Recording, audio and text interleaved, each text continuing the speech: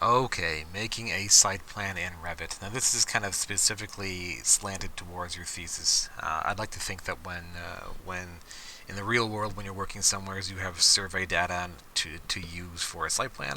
It's not always the case at the college. So we do kind of create our site plans with a bit of stolen information from really from Google Maps, and that's how we will approach doing this drawing. Um, First things first, my example building on my site plan, looking pretty good, kind of ugly, but it's there. That's the important thing. I'm going to go ahead now and go to Google Maps. And for my building, I don't have a site because it's a fake building. You guys all have chosen the location for your building. What can I do here now? Maybe I will knock down Habitat for Humanity and use that location. That sounds like a good idea, actually. We don't want this image as the backdrop for our site plan. What we want is a satellite photo which shows some features of the area. So there's Habitat for Humanity right here in that long building. It's the parking lot wrapping around. Looks pretty good. Really be looking to get a screenshot of this.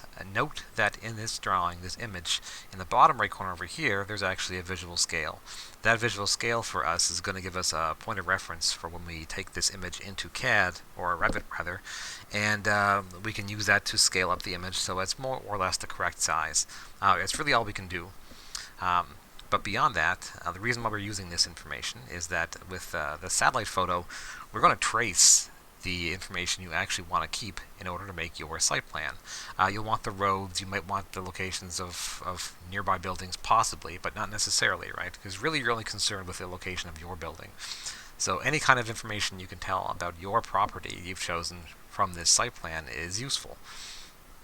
And not that it's exact, but especially around town, you can pretty almost clearly see where that property is for Marquette Hardwood Plus or Habitat for Humanity. You can almost tell the property line is right along the edge of that building, right?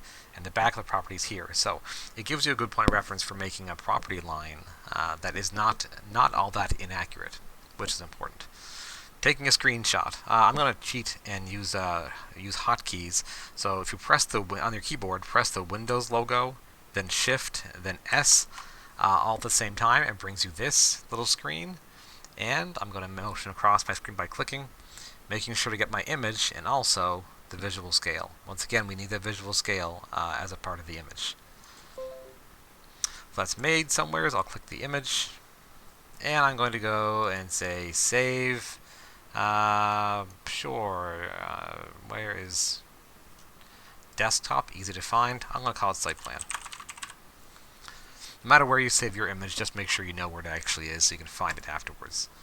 Save and close, and I'll close this down too. So I'm back in here, back to my site plan. Insert, image, desktop, and site plan. There's a rough idea of how big it thinks it should be. But once again, it's placing that without any kind of scale whatsoever because it doesn't really know that that bar represents 20 meters. And right now, just because we're interested, if I were to measure that from that point to here, it is 2,510 millimeters. So really, it should represent about 20,000 millimeters, right? Which is 20 meters after all. So that's important to know.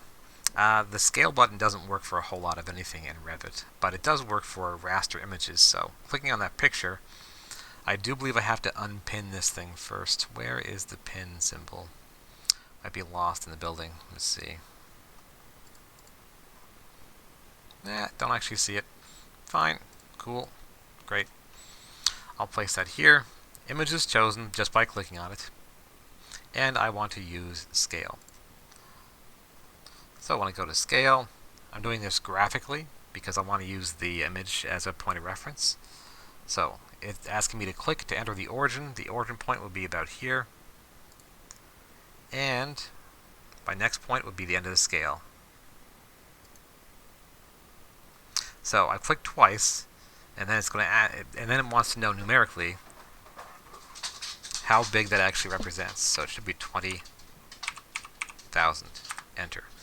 So it scales the image based off of me setting a reference line first for the existing length and then inputting how large that should actually represent.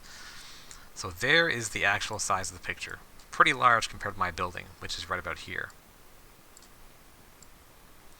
The second part to this is that we also want to be able to rotate the site plan and not rotate the building model.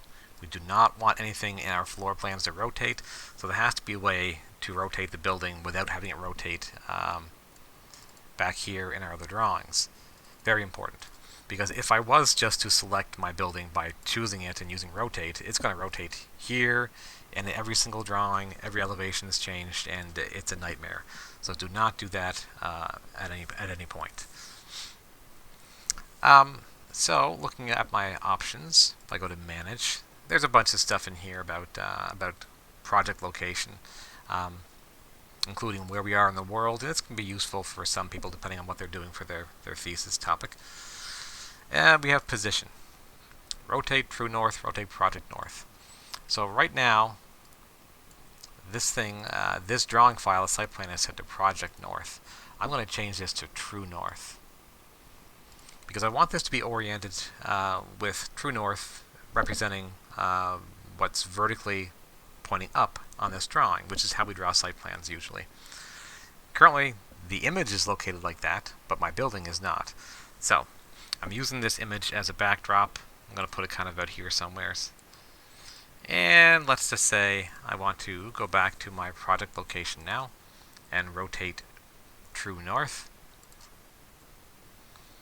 So looking at my building, I'm going to take a wild guess and say that it's about 30 degrees of rotation to get it to be kind of the orientation of the existing building on that site. I click once. I'm going to go to, maybe not quite 30. Let's try with 20. 20. Now, of course, what happens is the image rotates as well. I'm going to click the image and use rotate and click and just move it back by 20 degrees. So it resets it back to its original position, just to get a sense for what the orientation is like. You know, it's a little bit off with what the existing building is, if that mattered to me. And if it did matter, then I would do the same process again to adjust it by going rotate true north, and let's say I wanted it to go forward by another 4 degrees. Let's try 5 degrees, it's a better round number. I click, image back by 5 degrees, 5, enter. Pretty darn close. So what I have at this point is I have a site plan and a rotated building, and the image you can move around now because the orientation is more or less correct. But the image is just here so that we can trace some features off of it to make a site plan. We don't want it for anything beyond that because really it's not doing much of anything anyway. It's just to give some scale to your site plan.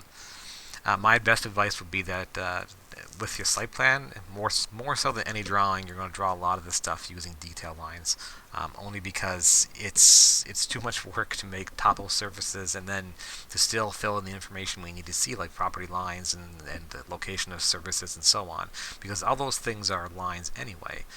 So don't feel bad that when you're just using detail lines to trace the roads on your drawing, and trace the parking lot, and trace whatever it is you actually want to keep.